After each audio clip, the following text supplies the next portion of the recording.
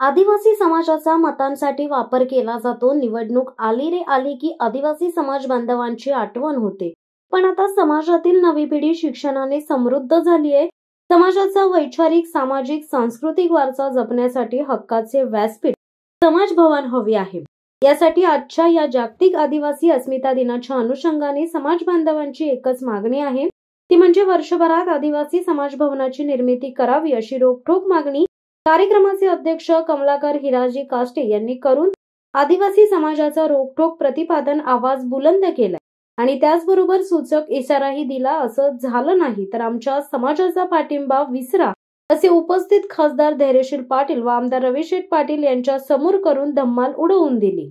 जागतिक आदिवासी अस्मिता दिनी आदिम कातकरी संघटना महाराष्ट्र राज्य अध्यक्ष विश्वास वाघ, पेन तालुका अध्यक्ष जोमा दरवडा, रायगड जिल्हा ठाकूर समाज अध्यक्ष हरेश वीर, सचिव जनार्दन भस्मा, रायगड आदिवासी समाज परिषद अध्यक्ष लक्ष्मण निरगुडा, भाजपा जिल्हा सरचिटणीस वैकुंठ पाटील, जिल्हा उपाध्यक्ष महेंद्र दळवी, दिनेश खैरे आणि समाज बांधव मोठ्या संख्येने उपस्थित होते। प्रारंभी सकाळी 10:30 वाजता पेन महात्मा गांधी मंदिरापासून निघालेली आदिवासी समाज बांधवांच्या रॅलीत समाजातील परंपरा, संस्कृती, पेहराव, वाजंत्री, एक तीर एक कमान, सारे आदिवासी एक समान या घोषणा देत रॅली पेन शहरात फिरून पेन खोपोली रोडवरील हॉटेल सौभाग्य इन सभागृहात विसावली।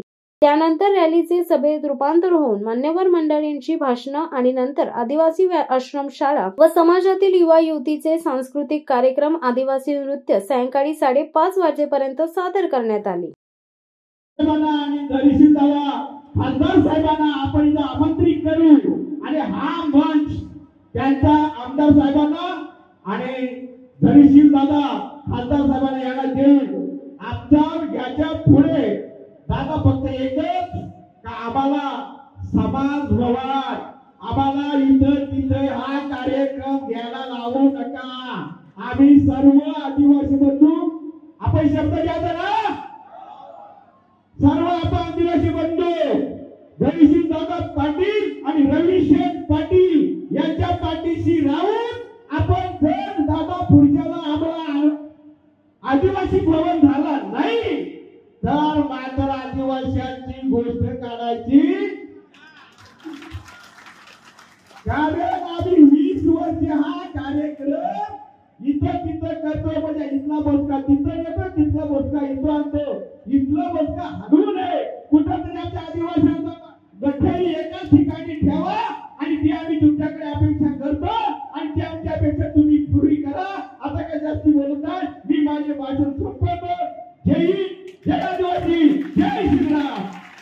आज रायगड जिल्ह्यामध्ये जास्तच्या कातकरी समाज आणि ठाकूर समाज या दोन समाजाची लोकसंख्या जास्त असल्याने बाहेरची जी लोक येतात त्यांचे एवढं पाठबळ, आर्थिक पाठबळ, सामाजिक पाठबळ या दोन समाजाकडे नसल्यामुळे या समाजांना योग्य ठिकाणी संधी उपलब्ध होत नाही आणि यांच्या पाठीमागे ठामपणे असा समाज पाठबळ नाही आणि आर्थिक पाठबळही नाही। तर मला आपल्याला एवढंच विनंती करायची होती की आपण या सगळ्यांना लोकल भरतीमध्ये संधी मिळण्यासाठी स्थानिक लोकांना प्राधान्य मिळावं एवढी माझी विनंती होती। आणि दुसरी गोष्ट मला एक आमदार साहेबांना एक निदर्शन लावून द्यायचं आहे की आज नगरपालिकेच्या हद्दीमध्ये आज आमचे आदिवासी बांधव जे भाजीपाल्याचा भाजी व्यवसाय करतात, जे नगरपालिकेच्या हद्दीमध्ये आज त्यांना मुख्य ठिकाण आहे, तर तिथे नगरपालिकेचे कर्मचारी म्हणा किंवा पोलीस कर्मचारी आज आमच्या आदिवासी बांधवांना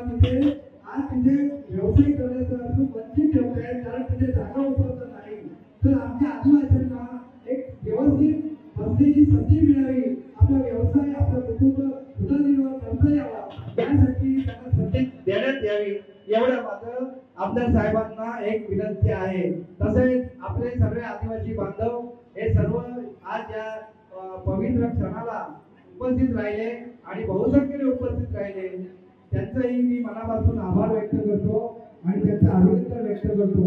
त्याचप्रमाणे हा कार्यक्रम यशस्वी होण्यासाठी माझे सहकारी आणि आपले सर्व कार्यकर्ते यांनी दिवसरात्र मेहनत केली आणि हा कार्यक्रम यशस्वी होण्यासाठी प्रयत्न केले, त्यांचं देखील मी या सगळ्या कार्यकर्त्यांचं अभिनंदन करतो आणि मी माझे 2 शब्द थांबवतो। जय आदिवासी, जय महाराष्ट्र।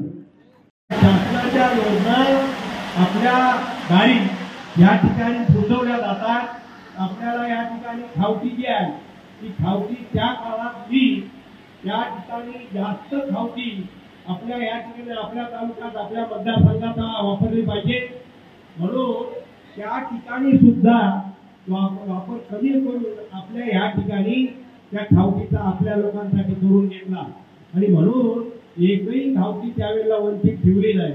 आपल्याला या ठिकाणी सांगितलं पाहिजे की या ठिकाणी ह्या समाजाचा विकास झाला पाहिजे, हे शासनाचं धोरण आहे आणि या शासनाच्या धोरणाला आपल्याला या ठिकाणी साथ मिळाली पाहिजे। आपण एकसंधी राहायला पाहिजे, एका विचारानं राहायला पाहिजे आणि एका विचारानं राहून आज आपले खासदार धैर्यशील दादा आहेत, मी आमदार आहे, त्या ठिकाणी आता या तालुक्यातून एकही रस्ता आदिवासी समाजाचा राहणार नाही। या येत्या 5 वर्षात किरकोळ राहिलेले रस्ते ते सुद्धा पूर्ण केले जातील। या ठिकाणी ज्या ज्या योजना आहेत त्या तुमच्या दारोदारी पोहोचवल्या जातील आणि या ठिकाणी आपल्याला या समाजाचा विकास साधला पाहिजे। मला वाटते आता अध्यक्षांनी सांगितलं की ज्या शाळांना कुठे शिक्षक नाही, परंतु त्याचा आम्हाला सांगा, त्या ठिकाणी शिक्षक सुद्धा दिले जातील, शिक्षकाची कुठे कमतरता येणार नाही असं केलं जाईल आणि आपल्याला हा समाज आपला सुधारला पाहिजे। आदिवासी समाज सुधारला तर इतर समाज सर्व सुधारतील आणि आदिवासी आपला समाज मागे राहता कामा नये, हे माझं धोरण आहे, शासनाचं धोरण आहे आणि आम्हाला सर्वांचं धोरण आहे। हे यासाठी आपण राबवा आणि आपल्याला या ठिकाणी आपल्या समाजाची उन्नती करा, आपण एकसंधी राहा, एवढंच या निमित्ताने सांगतो आणि माझी 2 मिनिटं पुरी करतो। जय Hind. Shivsatta times news bureau, Pen. दे धडक बेधडक वृत्त देणाऱ्या आपल्या शिवसत्ता टाइम्स न्यूज चॅनलला लाल बटन दाबून सबस्क्राईब करा आणि बेल आयकॉनला क्लिक करायला विसरू नका।